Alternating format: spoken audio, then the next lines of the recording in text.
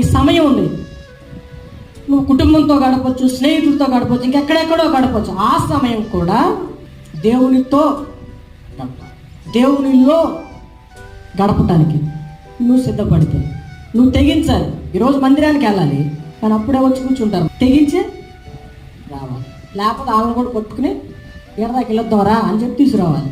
మందిరానికంటే ఎవడొస్తాడు? వస్తాడా? ఏదో ఒక ఆటంకం. ఈ అనుభవాలు తెలిసిన వాళ్ళు ఎలా ఉంటారంటే, దేన్నైనా నష్టపరుచుకుని, ఎంత నష్టమైనా రాని. చూడండి, యోబు జీవితంలో ఎంతో నష్టపోయాడు, కానీ ఏమంటున్నాడు? నీవుంటే నాకు చాలు యేసయ్యా, నీ వెంటే నేను ఉంటానేసయ్యా. దేవుని కొరకు మనం ఏదైనా పోగొట్టుకుంటే, యోబు తన పిల్లలు పోగొట్టుకున్నాడు, ఫ్యామిలీని పోగొట్టుకున్నాడు, ఆస్తిని పోగొట్టుకున్నాడు. దేవుని కొరకు రెండింతలుగా దేవుడు ఇచ్చింది.